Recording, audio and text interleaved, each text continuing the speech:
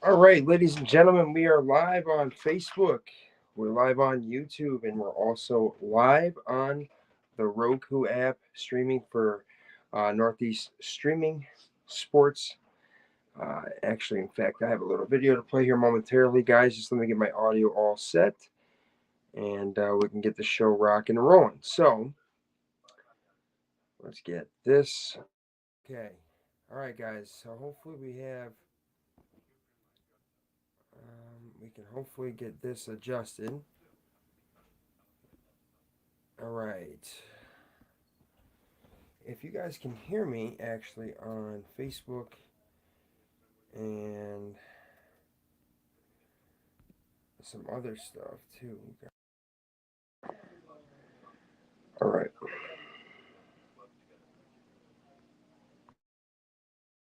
Hold on. Check. Check.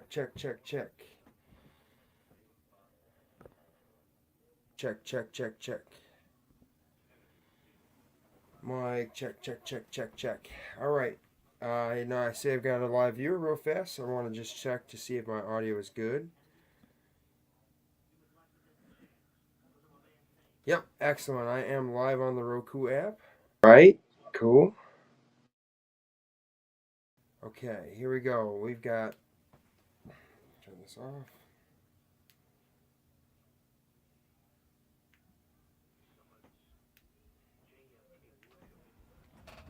And here we go.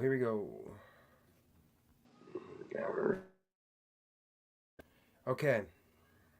Well,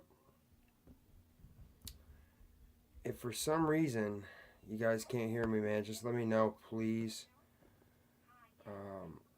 I don't understand why it's showing me that working.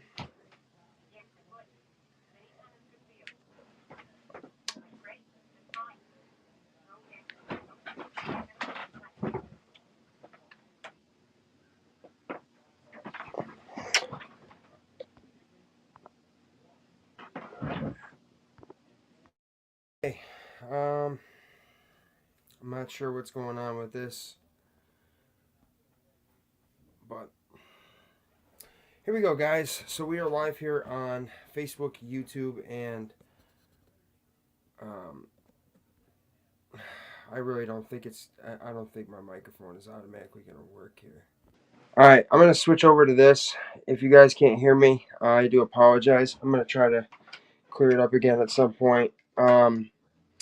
Live here, I'm your host for this show. This is The Sit Down. I'm live on Facebook and YouTube and Twitter, variously throughout the week. I'm also live on Wednesday nights at 7 p.m. Eastern Standard Time for the Sauce and Traversky Show that is discussing the Buffalo Bills.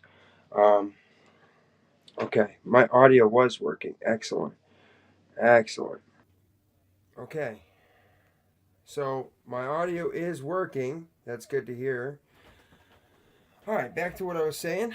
Guys, I am your host for the show, The Sit Down. I'm live on Facebook, YouTube, and Twitter. You can check me out on all social media platforms at Buffalo Sauce Guide. You can also check out my website, www.buffalosauceguide.com. A little bit about me is I am from Western New York, 29 years old. I've been covering the Buffalo Bills now for about 4 years through various journalism. I hosted a live show for the Built in Buffalo Network titled The Sit Down.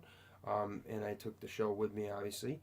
I got to do a show for them for about a year and a half, and got to meet some former players, current players, and got a chance to get back to the community of Buffalo. So, a little bit about me. I specialize in spaghetti and chicken wing sauces. I'm an entertainer. Yes, I cover sports, but I talk about all various topics of life. So the sit down, I don't want you guys to think of it necessarily as a sports show or a podcast. I want you to think of this as a sports entertainment show.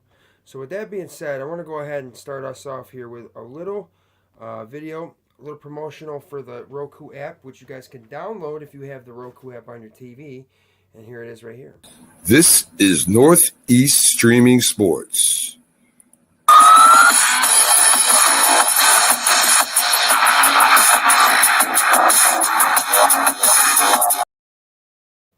And And of course, I'm your host, the Sauce God. Check me out across all social media platforms at Buffalo Sauce God. Anthony Bomasuto on Facebook. That's Bomasuto.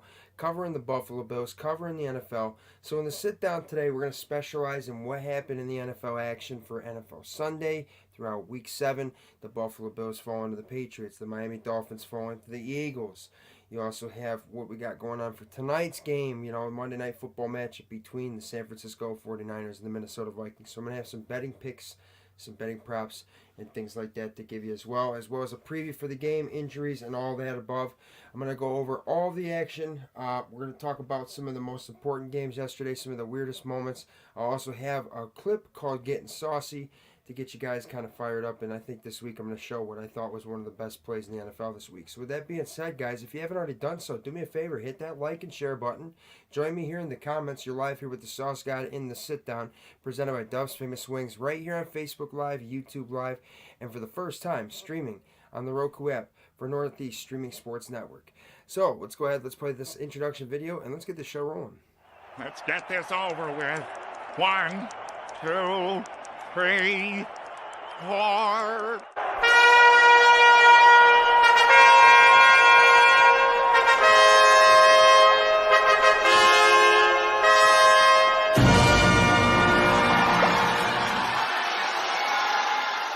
It's simple, baby. Buffalo Bills football is back, all right? And we tell you something. We're going to crack a cold one since it's a tailgate. Ooh, Get it. ice cold, Mike, let me tell you. Ladies and gentlemen, you are live here in the sit down with Sauce God, a sports and entertainment show.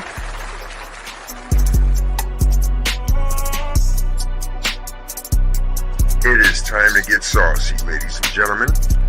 And if you haven't done so already, please hit me with a like and a share. Follow me if you're not already doing so. Make sure you're subscribed. And also turn those notifications on so you don't miss any of the live shows or content coming from Sauce God. We're just moments away from the show starting. So take your seats, sit back, and enjoy the ride. And also, join us here in the comments. And let's get it going. And finally, now introducing your host of the Sit Down, the Sauce God. I actually have a different introduction video, and I'm hoping that the one that I'm uploading onto StreamYard right now is actually the correct one. That was my previous one, but I've got one that's specially made with a song from a local recording artist from Buffalo titled Mark Lee, and the song is titled Sauce. So with that being said, if this video that I have in my files is the correct one, ladies and gentlemen, I've got to definitely play that so we can kind of see a little bit of that action. But back to what I was saying here, ladies and gentlemen, we got to take a look around the NFL first and foremost. And for those of you that are new here, you're watching me on the Roku app. Make sure to check me out on all social medias so you don't miss any of my content. Turn those notifications on. Looking around the NFL, guys, the Buffalo Bills. Let's start with the Thursday night game, actually. And turns out that is not the video that we wanted. That's unfortunate. Alright, so we're going to have to go with it this time. The Buffalo Bills fall to the Pats. We all know 25-29. We're going to talk a lot about that. But for Thursday night football, guys, the Jaguars beat the Saints 31-24. I'm sorry, 31-24. Jaguars seem to be rolling. Saints figuring a couple things out. Whatever. The Bills fall into the Pats 25-29. Appreciate the comment here, buddy. Coming from my buddy Bobby Snyder, who I've been a guest on his podcast. Bills fall to the Pats. We got the Cleveland Browns defeating the Indianapolis Colts 39-38. That might make an appearance on the weirdest game of the week for me. Washington fell to the New York Giants, the New Jersey Giants, as I like to call them. 7-14. Detroit falls to Baltimore 6-38. The Vegas Raiders fall to Chicago 12-30. Atlanta beating the Buccaneers in Tampa Bay 16-13 in a game where we didn't see Bijan Robinson play at all. That's a weird story in itself. We'll have to probably talk about that too at some point here, guys. Pittsburgh beats the LA Rams 24-17. The Arizona Cardinals fall to the Seattle Seahawks 10-20.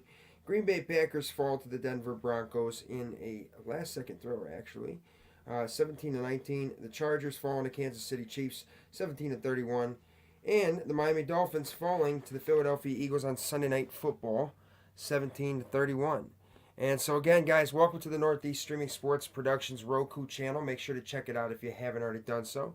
I want to say what's up to my buddy Phil, coming in saying what's happening, guys. My guy Joey Hatch, who is a regular here for the Sauce God and Shabursky show and is a big-time Bills fan, is here to tell you that it was a horrible game, the whole team except for Stephon Diggs. Man, I don't know. There was a couple other bright spots, Joey, that I definitely think I want to highlight. So with that being said, guys, we took a look around the NFL. Let's go right into the Buffalo Bills breakdown. The Bills fall to the Patriots 29-25 in a game which it did not seem like the Buffalo Bills even showed up at the first half. Second half was a different story. They were able to find a way to score on the first possession that they had. Now, here's what happened. You got Mac Jones coming out there who's basically playing. He's got nothing to lose. The Patriots were 1-5 at this point. Not playing good football. A lot of question marks. Question marks about their head coach and just a lot of things swirling around the Patriots organization that were negative. Something that I'm sure that Patriots fans aren't necessarily used to seeing. However, that kind of sets it up for an opportunity for you guys to come out and maybe, play a game against your divisional opponent and find a way to beat them and find a way to, play some of your best football that you've played all year. In fact, that was probably the best game the Patriots played all year. Definitely the best game that Mac Jones played. And I'm going to give some props to the Patriots. I'm going to give credit where it's due because I'm not a biased fan here, guys. Brandon Alvarez saying, how about them Lions? Yeah, buddy, terrible. I'll tell you what, they're going to also be talked about here in just a brief moment as I talk about the Ravens and what their status is as far as the best AFC teams, the best teams in that conference goes. So, back into my analysis here for the Buffalo Bills. You got Josh Allen, comes out, and he throws an interception on that first drive. Now, I want to know, do you guys think that was his fault?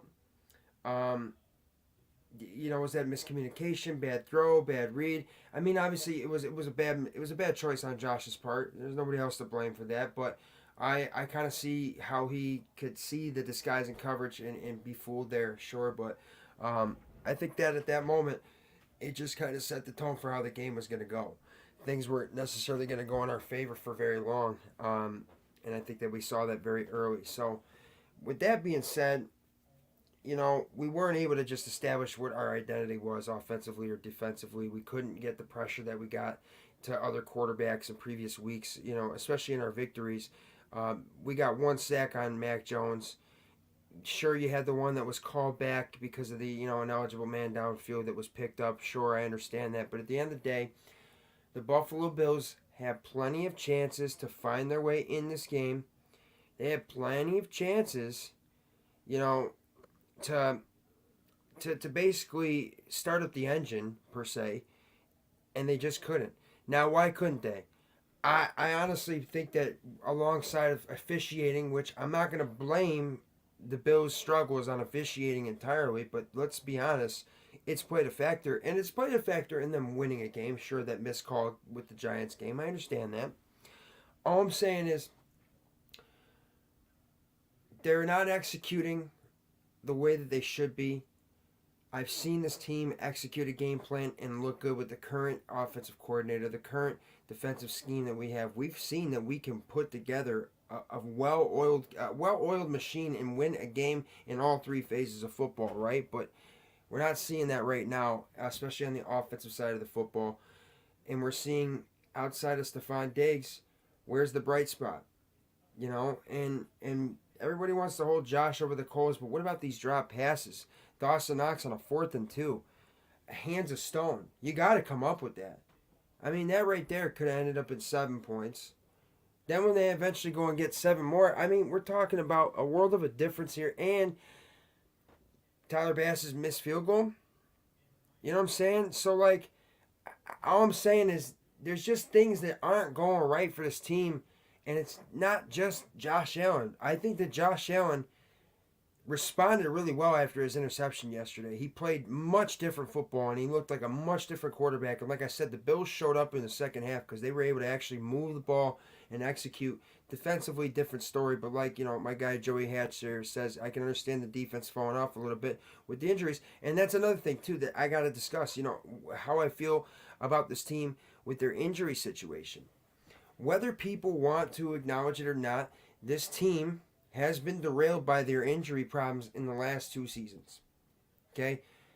Really, actually, the last few seasons, because we lose Tre'Davious White at a critical point in 2021. I think that made the world of a difference. It could have made the world of a difference in the 13-second scenario against Kansas City for all we know.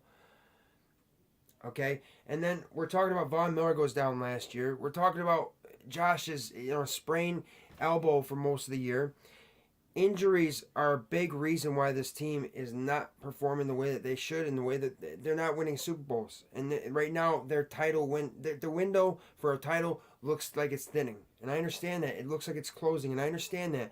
Are there reasons to be negative? Yes. This team is not winning football games, and I feel like they could have beaten the Jets. They could have beaten the Patriots. So you could be 3-0 in the division right now. Okay? You could be 3-0 in the division right now, and you could also be, instead of sitting at 4-3, you could be sitting at 6-1. But what happens? We don't execute. We shoot ourselves in the foot. We get a penalty call that's going to just give them another chance. Instead of 4th down, it's 1st down for the offense. When we're on the field defensively. Tell that to the Pats who have like 8 of their starters out. I understand. I understand. Like I said, the Patriots were playing a different ball game yesterday. They showed up. And I'm not taking any credit away from them, but there was a lot of talk about Bill Belichick and his job and how his lack of success this season, and it's something that they're not accustomed to seeing. First time in his career that he's going 1-5, and they're in New England calling for his head, which I understand. You had a lot of success. It's a business at the end of the day. You want to still see success, sure, but it's almost like the players went out there and they were playing for their coach. You know what I'm saying? They're playing for their coach who could potentially lose their job. They got a quarterback that's being questioned week in and week out, and they're still seeing, is Mac Jones the future? There was a lot of things that New England had going in their favor to motivate them to beat the Buffalo Bills, a divisional opponent that's a much superior team, in my opinion, that just didn't show up yesterday. Joey Hatch saying again, usually quarterback Josh Allen goes and works out with Palmer in the offseason, but Josh was too busy being Mr. And I understand the Mr. Hollywood mentality that a lot of fans have kind of taken towards Josh because, yeah, he was working in the offseason with Jordan Palmer, and that seemed like it helped take his quarterback play from above average to elite. You know what I mean? And that's what I really think was instrumental in Josh's development, not just the continuity as far as offensive coordinator, as far as your offensive scheme and the core in your team and stuff like that. That's all a big factor too. But working with Jordan Palmer seemed to be doing wonders for him, and we're not seeing that so much. And yeah, there's people that read into Josh's off, his personal life, but that's not what I'm here to do. I'm here to basically evaluate what's going on with this team and try to give you guys my honest opinion if I think this team has a legitimate shot still or not. You know what I mean? But if you guys are just now tuning in, you're live here with the Sit Down presented by Duff's Famous Wings. This is with the Sauce God. I am your host, and check me out across all social media platforms if you are not already doing so. At Buffalo Sauce God on Twitter. I'm at Buffalo Sauce God on YouTube, at Buffalo Sauce God on Instagram, at Buffalo Sauce God on TikTok. Anthony Bomasuto, that's ANTHOMY BOMASUTO on Facebook. Check me out, guys. Your source for daily entertainment and sports entertainment. And I'm also the host of the Sauce God and Shabursky Show on Wednesday nights at 7 p.m. Eastern Standard Time. And the host of the Sit Down right here on Facebook Live, YouTube Live, and on the Northeast Streaming Sports Network on the Roku app. Check it out if you guys aren't doing so. I'm going to be live on Thursdays at noon Eastern, potentially on Fridays. Maybe just a weekly thing as well, guys. We're going to have to just get, see how everything goes here. So far, though, everything is working out pretty good. We're having a great show. We're discussing the Buffalo Bills against the New England Patriots here with the Sauce God in the Sit Down. So let's get back to it. All right, so the Bills' offensive struggles continue. And I want to say, first and foremost, if we eliminate these drops and we start catching the football, especially with our tight end, Dawson Knox, I love you, dude. And I'm not bashing anybody. I'm holding people to a standard, and I'm being honest, and I'm getting real. And I think Dawson Knox, you got to catch the football a little bit better. I think I saw, some bright spots from Dalton Kincaid. Sure, we're going to talk about that here in just a moment as well. These drop passes are killing us. The penalties are killing us. And I understand sometimes it's not really good calling as far as the officiating goes. I get that. But how many times are we in a game where we had several opportunities to win, several opportunities to make plays to put us in a position to win, right? I don't know. People want to call for Ken Dorsey. Me personally, I still think that he's drawn up a good scheme. You know, we're still one of the top scoring offenses in the league. I mean, we still end up putting up 25 yesterday. But is it a matter of execution? Are we trying to force it to Stephon Diggs? Do we not have a legitimate number 2 wide receiver? I mean, because Gabe Davis yesterday had 6 targets, I believe, had 1 catch for 6 yards. And I'm a big advocate for Gabe Davis. I love Gabe Davis, and I'm not saying nothing bad about Gabe Davis. In fact, I'm still standing up for 13. He had 6 catches not that long ago for 100 yards and a touchdown as the wide receiver number 2, and he's found his way into this offense, sure, but what is going on? Are we forcing it to Stephon Diggs? Are we going to start using the rookie Dalton Kincaid a little bit more? Are we going to try to set up the run? The Bills offensively are struggling because of the failure to set up their identity. What is the way that they're going to win football games? How are they going to beat you? What is their game plan? I feel like, and I could be wrong, but maybe the Bills are playing in their game planning to what their opponent does, not to what they want to do. And that's not what you want to do if you're an alpha male team. You want them to prepare for you. You go in there and you execute your game plan, not because you're afraid of them stopping you. You execute it because you know you can. And when you got a quarterback like Josh Allen and a receiver like Stephon Diggs and a really talented running back like James Cook, you got to just have yourselves more of an alpha male's mindset. You know, I think that we can run the football more. I understand Damian Harris was our, one of the running backs, and he wasn't available to go with the neck injury and concussion. But do you think if Gabe Davis played for Kansas City, he would be playing if you dropped them balls? No, sir, he would not. I don't think so either, but I've seen Gabe Davis come down with some really good catches, and I've seen him perform well enough that I think either you make him more of an integral part of the offense or you find somebody else. Because really this whole hit or miss kind of game planning is just not working for me, and I don't think it's working for us. And now everybody will understand why Stephon Diggs was pissed off during the offseason because, like you said, we have everything and it just doesn't come together. I don't think Stephon Diggs is as pissed off either as people want. I just think the guy is fed up with coming this close and not getting there. And not getting the job done. That's what he wants to do. He wants to win a Super Bowl.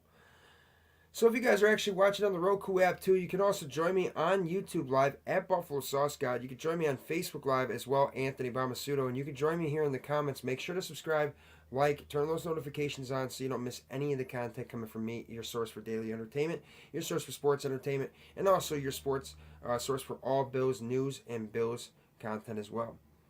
Did you hear, Sauce God, this is a week-to-week league according to Sean McDermott? Yeah.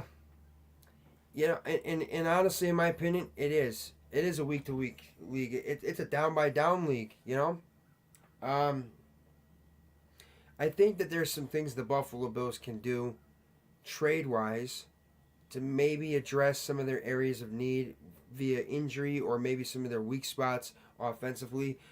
I know that people were wondering if Devontae Adams was going to be traded to the Bills. Well, that was shut down. It turns out the Raiders say that they're not going to trade their superstar wide receiver no matter how disgruntled and unhappy he is with the current situation over there in Las Vegas.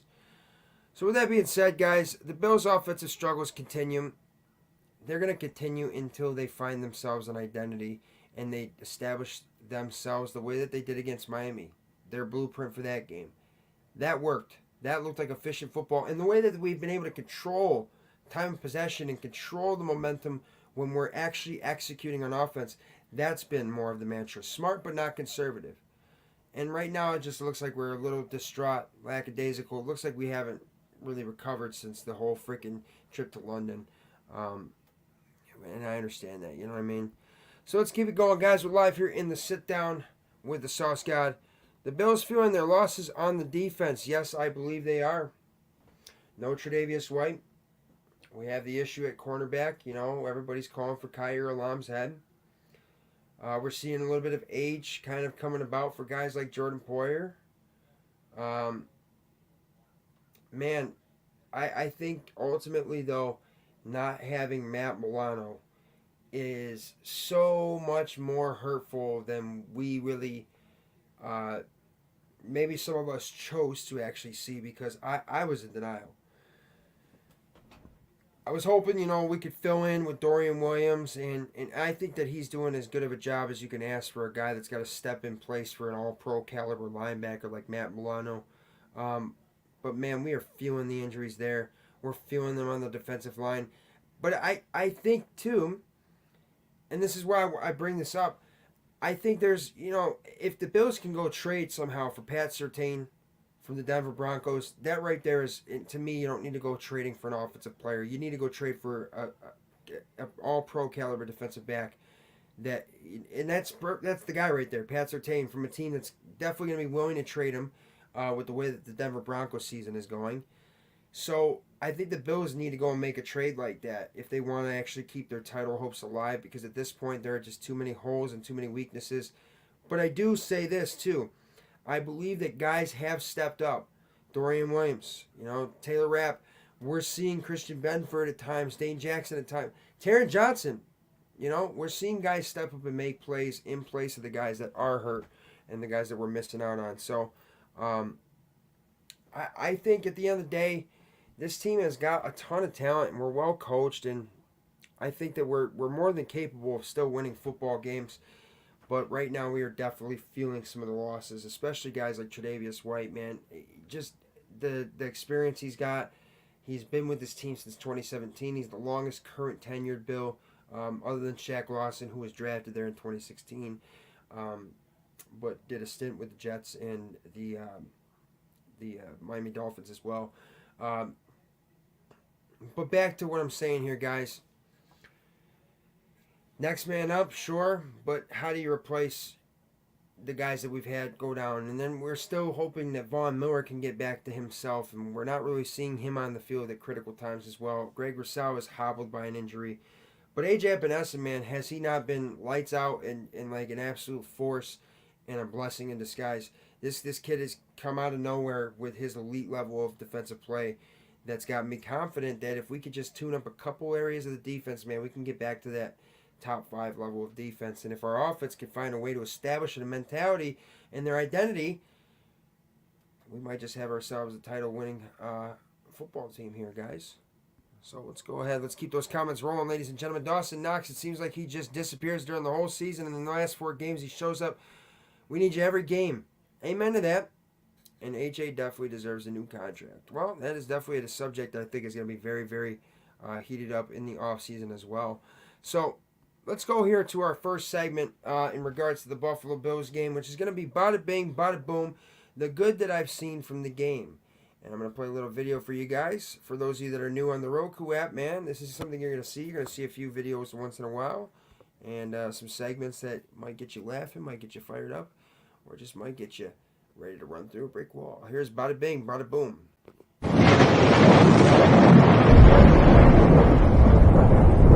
This is the Army where you shoot them a mile away. You gotta get them close like this. Bada bing! Bada bing! Yes, overall from the Buffalo Bills, you got Josh Allen going 27 for 41 for 265 yards, 2 passing touchdowns, 1 interception coming in the first drive of the game, and 1 rushing touchdown as well, which would help them go ahead and then throw a 2-point conversion to Dawson Knox. James Cook was one of the good spots of the game. 13 carries for 56 yards and also 3 catches for 46 yards, totaling over 100 yards all-purpose from scrimmage. And 3 catches for 46 yards and a touchdown to add to the day for James Cook. Dalton Kincaid was another bright spot for me, and that's got me saying bada bing, bada boom. He had 8 catches for 75 yards, the first-round rookie, getting more action this week and getting a chance to fit himself into the offense, especially with the struggles of Dawson Knox. It looks like the rookie might command a little bit more out of the future. Stephon Diggs, also a bright spot for this team. 6 catches for 58 yards and a touchdown. In fact, that touchdown is kind of what I felt is what the Bills needed to get themselves juiced at that point to kind of keep it going. So let's keep it moving, ladies and gentlemen. That was bada bing, bada boom, which was the good that comes from the game. And this is me, the Sauce God, here with the Sit Down, presented by Dub's Famous Wings, live on Facebook Live, YouTube Live, and on the Roku app with the Northeast Streaming Sports Network. So let's go to the opposite segment, ladies and gentlemen. We saw the good from the game, and now let's go ahead and talk about the polar opposite, the bad of the game, with Forget About It. What's forget about it? If you disagree like a Lincoln is better than a Cadillac, forget about it. Disagree like a Lincoln is better than a Cadillac. Forget about it. No. So Forget About It is the bad that I've seen from the game. And there's a lot of different things that I could go ahead and I could take away from this and say was bad. But overall, it's got to be the drops. I mean, I'm talking specifically 4th and 2. Dawson Knox, you're a freaking big dude. All right? You're supposed to catch it, take the hit. I saw Hunter Henry, catch the ball and take hits like a tight end's supposed to. Gesicki with his game-winning touchdown, of course, too. I need to see Dawson Knox come up with that catch to create the first down on a 4th and 2 play that was critical. That could have been critical right there. If we had not executed the way that we did for the rest of the fourth quarter, we might not have even been in that game at all in the fourth quarter. So right there, I'm looking at Dawson Knox, and it's been a problem the whole entire season. It's not just yesterday. It's the whole season with the drops. Gabe Davis, 1 catch, 6 targets. 1 catch for 6 yards. Not acceptable. I'm even looking at Stephon Diggs, too, because we all know we had 12 seconds, 1 timeout. Josh throws an absolute dart, and Stephon Diggs, it might have been a tricky ball to come up with, but sure, it hit him in the hands, and he could have come up with that. We could have called timeout, 5 seconds to go, and we could have had a shot at the end zone from the 30-yard line, New England's 30-yard line. That's a critical play right there, too. Now, sure, there was a lot of other plays that weren't made, so you can't base the loss solely on that, but I'm just saying, imagine if that's a caught football. Imagine if we have a chance to score a touchdown from the 30-yard line with 5 seconds to go versus trying to chuck up a fucking Hail Mary or trying to chuck up a lateral play at the very end, running the football with Josh Allen, which that was a dumb one, right? Overall, I just didn't think that the Bills showed up in the first half as a team. They didn't show up ready to play.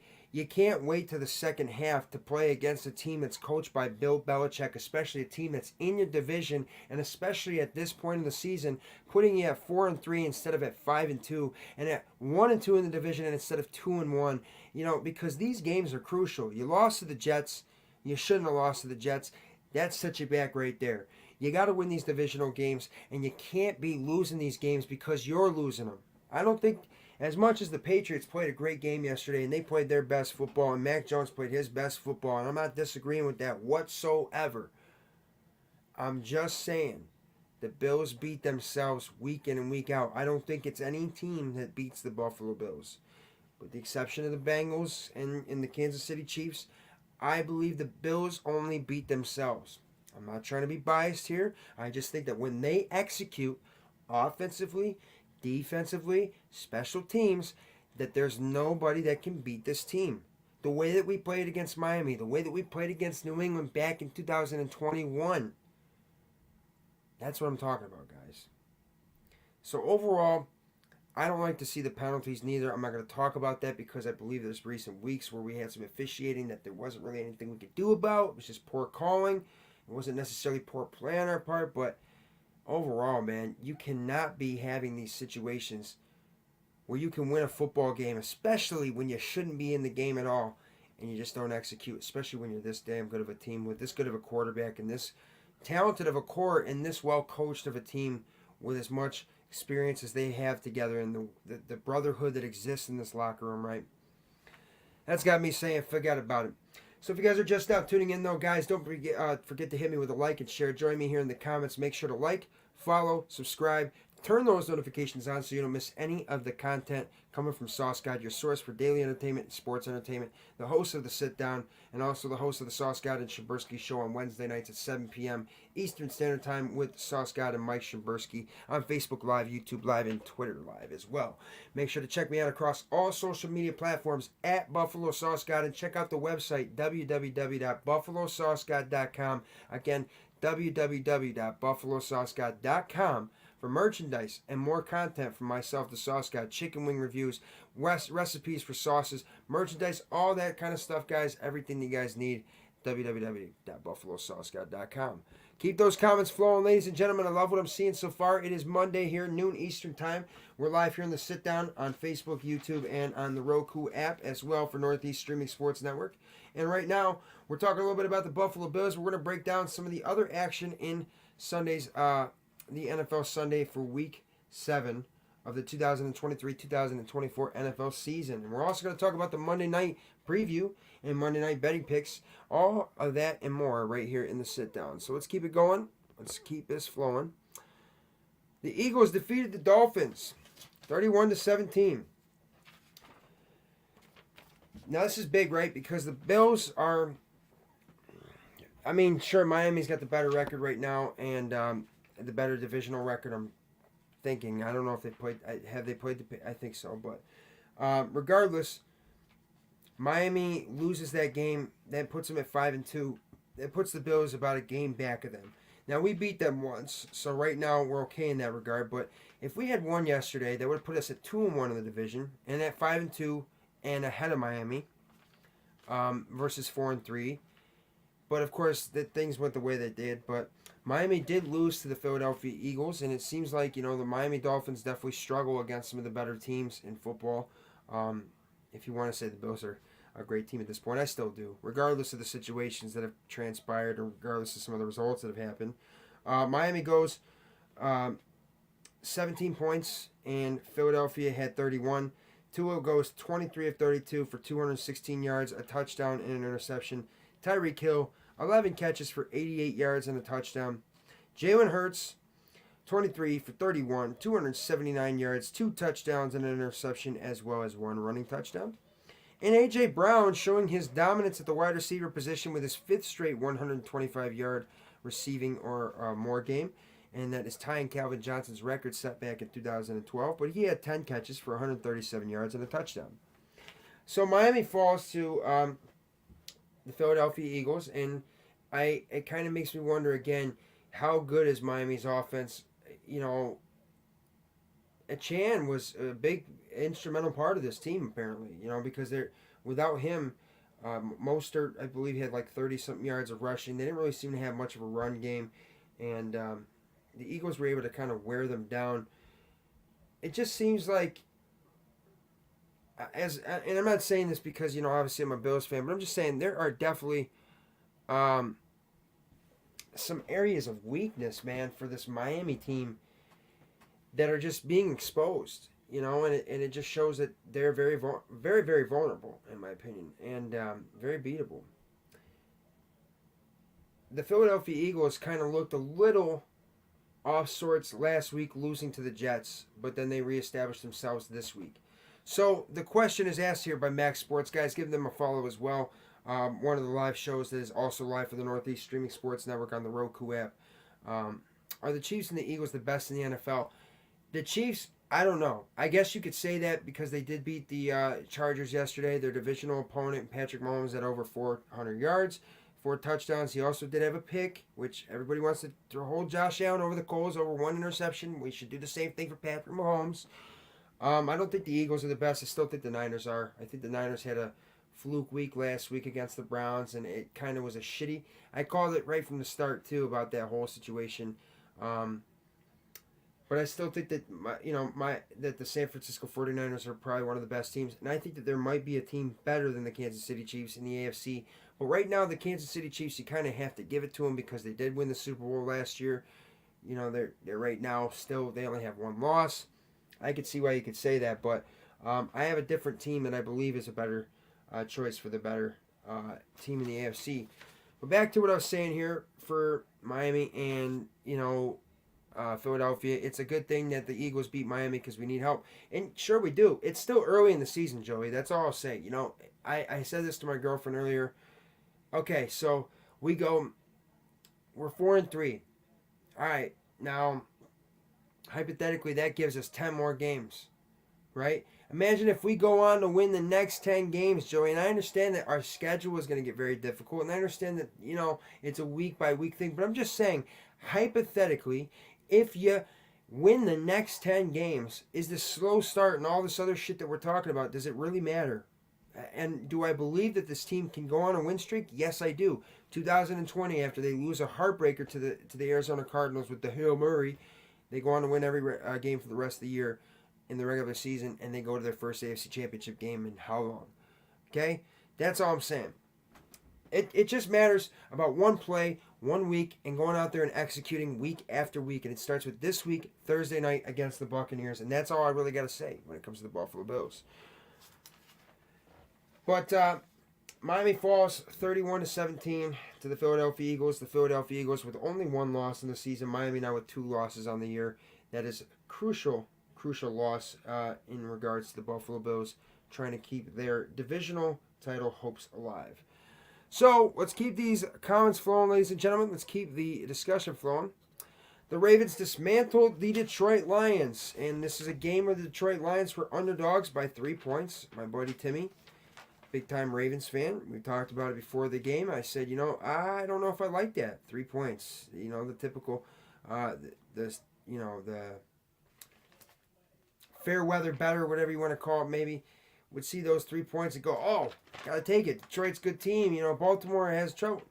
Nah, man, Baltimore could very well be the best team in the AFC. They have a great defense. They have a great pass rush. They have a great pass defense, run defense. They can come out and defend you very well, and they can win low-scoring games. Now, they can lose some games, too. I know that the one loss that they got, they should have won, sure, but all I'm saying is, Lamar Jackson yesterday, 21 for 27 for 357 yards, 3 touchdowns passing, and added a rushing touchdown. So 4 total touchdowns, 357 yards passing. And this is a guy that people always say is a running back or he can't pass the football, and that's BS. Lamar Jackson is one of the best quarterbacks in football, and if you don't think so, I think you're just hating. Jared Goff goes 33 for 53, 284 yards, 1 interception. Amon-Ra St. Brown, 13 catches for 102 yards. There was a prop bet that I had out there for over 6.5 catches. He got that.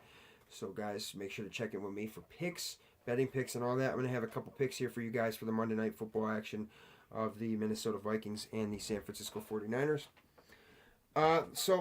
Lamar Jackson showing with Odell Beckham Jr., Zay Flowers, and Gus Edwards, because no J.K. Dobbins, that this is a team that is getting better, and ever since they got rid of Greg Roman, they might have found themselves more of an offensive scheme that's going to work for them, and that they can actually build a winning formula around. So I like what I'm seeing from the Ravens. I root for the Ravens with some ties to Baltimore, my best friend being a Ravens fan as well. I just think that Lamar is playing great football. They added some offensive weapons for him, and that's what they needed to do. I've said that time and time again. If Lamar was given a true number 1 receiver the way that Josh Allen was with Stephon Diggs, let's see what that does for the passing attack for the Baltimore Ravens. And you're kind of seeing it unfold now. I mean, Detroit's got a good defense. But Detroit, man, only getting 6 points. That shows you how good the defense is for the Baltimore Ravens. I mean, Detroit's got some playmakers on offense, man. So I think that the Baltimore Ravens are the best team in the AFC right now. I think the San Francisco 49ers are probably the best team in football, and I think that they're the best team in the NFC. I think the Eagles are probably at 3rd. I put the Chiefs at 4th. And I probably put...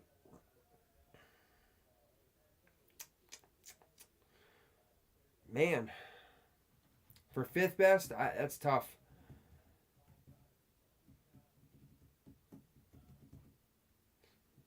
I mean, I can't say Miami. Miami just lost, I can't say Miami. So that's a tough call. Maybe...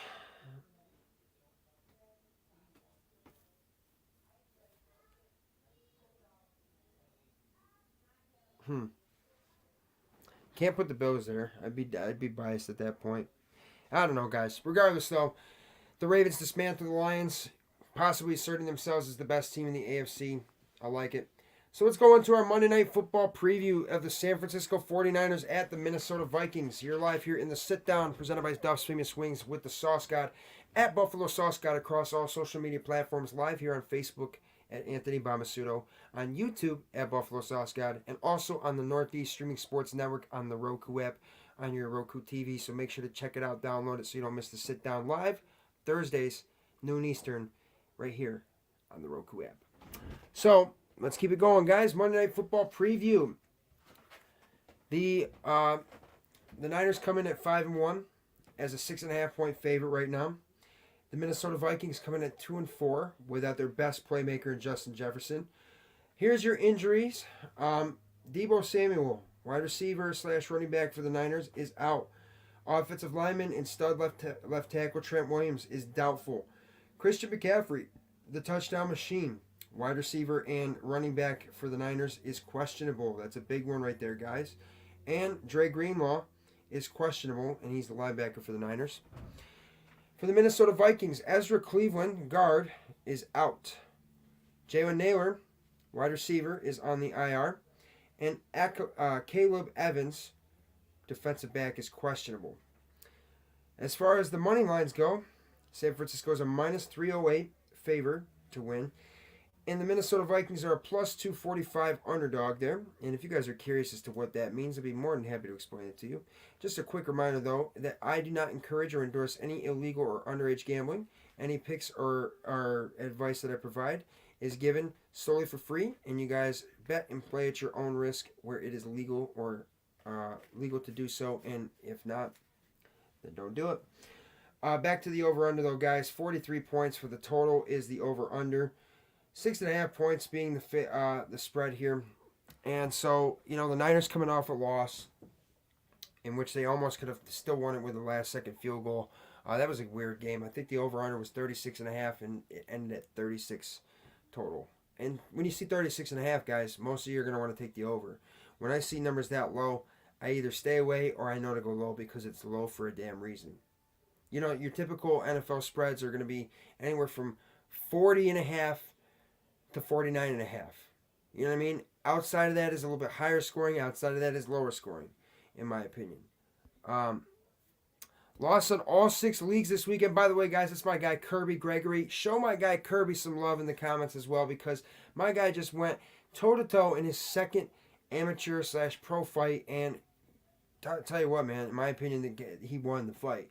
And he's got it available on his Instagram as well. My guy Kirby Gregory, Jaguars fan, and also a parent, at times, co-host here for the Sit Down with the Sauce God, man. So, Kirby, we're going to have you on here soon, brother. Noon Eastern. They want me to do the show daily. You know what I'm saying? I need some people to come on with me. So, back to what I'm saying. You got the Niners coming off a loss. Maybe that's going to stir some momentum. You got no Justin Jefferson for the Vikings, but you do have KJ Osborne. Is it KJ Osborne? I think it's KJ Osborne. You've also got Madison. So there's some prop bets that I like in this game as well. But overall, I think the Niners are going to win this game. I think the Niners are going to establish themselves back on top. I know that Christian McCaffrey is questionable at this moment, and Deebo's out, and Trent Williams is doubtful, but you still got a lot of playmakers in George Kittle. You also got Brandon Ayuk and Christian McCaffrey if he plays too. And Brock Purdy, man, playing some good football. Playing some really good football. Appreciate you very much, Kirby. And, hey, congrats to the Jaguars again for winning. And you like the under on San Francisco and Minnesota. And the over-under is 43 at the moment. And I'm going to give you guys my picks right here and right now. So, like I said, guys, I do not encourage or endorse any illegal or underage gambling. Bet and play at your own risk. So, this is the segment, I'll Take That Action, which is going to be some free picks that I give out to you guys. And we're going to go ahead and record these down and also come back on the next show and tell you guys exactly how we did. So, I'll tell you what, I am about 80% accurate when handing out picks to people. So, let's see what I got for you guys this week. I'm taking the Niners -6.5, meaning they got to win by 7 or more to cover the bet. I'm taking the over instead of the under on the over-under of 43.5. I'm taking the over. I'm also taking this for some prop bets to go on this parlay ticket as well. Brock Purdy, over 232.5 passing yards. I like Brandon Ayuk, over 70.5 receiving yards. And Osborne, I like over 41.5 receiving yards for the Minnesota Vikings. So those are some free picks that I'm giving to you guys. Like I said, bet and play at your own risk. Check it out. And that is me giving you some free picks. And good luck to you guys. And hopefully you use those and they are winners for you guys. So back into our coverage here, guys. This is the Sit Down with the Sauce God, and we are getting very, very close to the end of the show. I've got a couple more segments here before we get out of here and let the network get some more shows in here. But I'm happy to be on here for the first time and happy to give you guys a preview of what it's like hanging out with the Sauce God, talking not just Buffalo Bills, not just talking NFL, but talking all sports and facets of life as well, man. This is your source for sports entertainment and daily entertainment, Sauce God. www.buffalosaucegod.com and at Buffalo Sauce God across all social media platforms, and Anthony Bomasudo on Facebook. So the weirdest game of the week, ladies and gentlemen, it's got to go to the Cleveland Browns, 39 over the Colts, 38. Gardner Minshew playing a really good game. He had, I think, 4 total touchdowns, or maybe it was like 5. I think he might have had 2 rushing touchdowns. But Myles Garrett playing an absolute stud of a game, getting a blocked field goal attempt, jumped over the offensive line. That was absolutely crazy. Just the total there. You got 2 teams that are not traditionally high-scoring teams in the Browns and the Colts. And I honestly didn't even see what the betting line or the over-under was before the game. In fact, if somebody in the comments right now actually is able to go look that number up for me, that'd be really great. But the over-under for the Cleveland Browns and the Indianapolis Colts had to be maybe like 42. And so for them to finish with, 77 points? That's crazy, man. And that's got me thinking that that's the weirdest game of the week. And that's Cleveland making 2 weeks in a row as the weirdest game of the week, because they did beat the Niners last week at 19-17 in a game that was 36.5 for the over-under. So, guys, we're going to go to our final segment here. And this is a segment where usually I kind of get you guys fired up or kind of get you guys optimistic or talk shit about an opponent. But Getting Saucy can be a segment very, very unique in its own way, but this is presented by Duff's Famous Wings, the segment here with the Sauce God, here in the Sit Down, and also on the Sauce God and Shabursky show. So we're going to go ahead and play a video for you guys. But this week, Getting Saucy is going to be one of the best plays that I saw this week in the world of sports. So let's go ahead and let's play a little video, and we'll play a little clip for you guys and see what made the best play of the week for Getting Saucy. As far back as I can remember, I always wanted to be a gangster.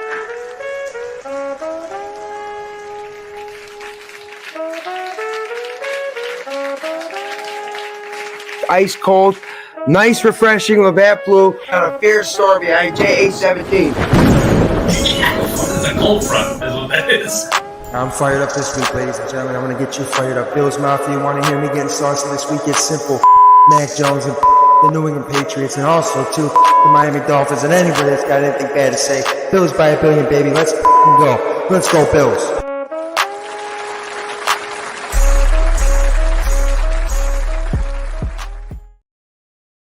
This is Getting Saucy, presented by Duff's Famous Wings. And this week, for Getting Saucy, I'm going to highlight what I thought was one of the best plays in the NFL from the offensive side of the football. And it comes on National Tight End Day from the tight end from the Atlanta Falcons, Mr. Kyle Pitts. Let's see the clip. And you take a look here. Desmond Ridder gets it out to, what was that? Is that a one-handed catch? Oh, he gets it one-handed, then goes behind the back, secures it, breaks off a tackle, stiff arms a guy afterwards, and shows you exactly. Let's play it one more time, folks. Look, it starts it off, boom. You can't see it very well there, but watch it in slow motion, folks, right here. He goes behind the back like a basketball player, like he's fucking J.R. Smith, catches it, stiff arms the guy off him after breaking the tackle, and that's got me absolutely getting saucy this week, presented by Duff's Famous Wings. And that's going to do it this week for the Sit Down on Monday at noon Eastern time, guys. And make sure to check out the Monday Night Football game. I gave you guys some free picks and gave you guys a preview and gave you guys an update as to what the injury situation looks like for the Niners and the Minnesota Vikings. But make sure to check me out right here on the Roku app for the Northeast Streaming Sports Network on noon Eastern throughout some of the weekdays, and check out the Sauce God and Shabursky show Wednesday nights at 7 p.m. Eastern Standard Time. Check me out on all social medias, guys, at Buffalo Sauce God, and also check me out on www.buffalosaucegod.com, ladies and gentlemen. And again, I want to thank everybody. I want to thank everybody very much for coming in, commenting, and your likes and shares. Make sure to tune in with me for future shows, ladies and gentlemen. And turn those notifications on so you don't miss any of the sports entertainment and daily entertainment content coming from the Sauce God. Your source for sports entertainment and daily entertainment, and your source for all the positive vibes, and your source for Buffalo Bills content. Up the yin yang, baby. So, again, ladies and gentlemen, we thank you all. God bless. Go Bills. Look forward to seeing you guys more on the Roku app as well. And make sure to stay getting saucy.